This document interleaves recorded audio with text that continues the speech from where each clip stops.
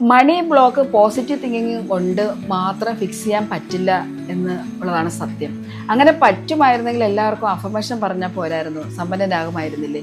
എന്നാൽ sub conscious mind ഒരിക്കലും വേർഡ്സിന് ഉള്ളിലേക്ക് എടുക്കത്തില്ല. സബ് കോൺഷ്യസ് മൈൻഡിന് വേണ്ടത് എക്സ്പീരിയൻസ് ആണ്. അപ്പം നമ്മുടെ ഉള്ളിൽ നേരത്തെ ഉണ്ടായിരുന്നൊരു സ്കേഴ്സിറ്റി തോട്ട്സ് നമ്മുടെ ഉള്ളിൽ കിടക്കുന്നുണ്ടെങ്കിൽ, അല്ലെങ്കിൽ ബോഡി സേഫ് അല്ല എന്ന് തോന്നിയിട്ടുള്ള, ബോഡി ഒരു ആങ്ഷ്യസ് സ്ട്രെസ് തരത്തിലുള്ള ഒരു ഫീലിംഗ് ബോഡിയിലുണ്ട് എങ്കിൽ, അതുമാത്രമല്ല എൻവയോൺമെൻറ്റ് നമുക്ക് അനുകൂലമല്ല എങ്കിൽ, ഇതെല്ലാം തന്നെയും ഒരു എക്സ്പീരിയൻസ് ക്രിയേറ്റ് ചെയ്യും.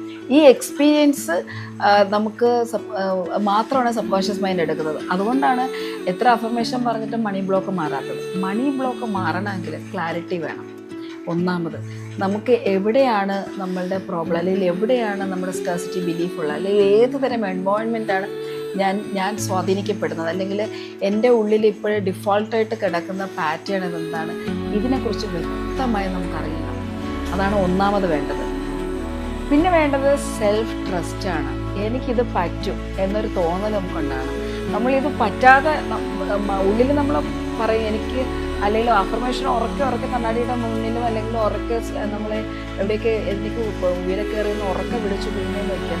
പക്ഷെ നമ്മുടെ ഉള്ളിൽ ഒരു സെൽഫ് ട്രസ്റ്റ് ഇല്ല, ഒരു സെൽഫ് ഡൗട്ട് ഉണ്ടെങ്കിൽ അവിടെ മണി ബ്ലോക്ക് മാറാൻ പോകുന്നില്ല.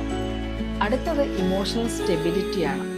നമുക്ക് അതായത് മുന്നോട്ട് പോകാൻ സഹായിക്കുന്ന ഇമോഷൻസ് അല്ല നമ്മുടെ കൂടെ ഉള്ളതെങ്കിൽ, അല്ലെങ്കിൽ ആ ഇമോഷൻസിലല്ല നമ്മളെ ലീവ് ചെയ്യുന്നതില്ലെങ്കിൽ ഒരിക്കലും നമുക്ക് ഈ പ്രോബ്ലം ഫിക്സ് ചെയ്യാൻ പറ്റില്ല. അപ്പോൾ ഈ 3 things, clarity, emotional stability, self trust, ഈ 3 കാര്യങ്ങളും നമ്മളുടെ മണി ബ്ലോക്ക് മാറുന്നതിന് അത്യാവശ്യം നമ്മൾ സൂക്ഷിക്കേണ്ടതാണ്. അത് നമ്മൾ പ്രാക്ടീസ് ചെയ്യേണ്ടതാണ്. എപ്പോഴാണ് നമ്മുടെ ബ്രെയിൻ, ന്യൂറോ സിസ്റ്റവും ബോഡിയും സേഫ് ആകുന്നത്, നമ്മൾ റിലാക്സ് ആവും, കാം ആവും, ആ കാംനെസ്സിന് ക്ലാരിറ്റി ലഭിക്കും. ദെൻ ആ പ്രോപ്പർ അലൈൻമെൻറ്റിലേക്ക് നമ്മൾ റീച്ച് ചെയ്യുകയും ചെയ്യും. സോ ഈ 3 കാര്യങ്ങളിൽ പ്രോപ്പർ അലൈൻമെൻറ്റ് വരികയാണെങ്കിൽ മണി ബ്ലോക്ക് നമുക്ക് സ്റ്റോപ്പ് ചെയ്യാം, അല്ലെങ്കിൽ അൺബ്ലോക്ക് ചെയ്യാം.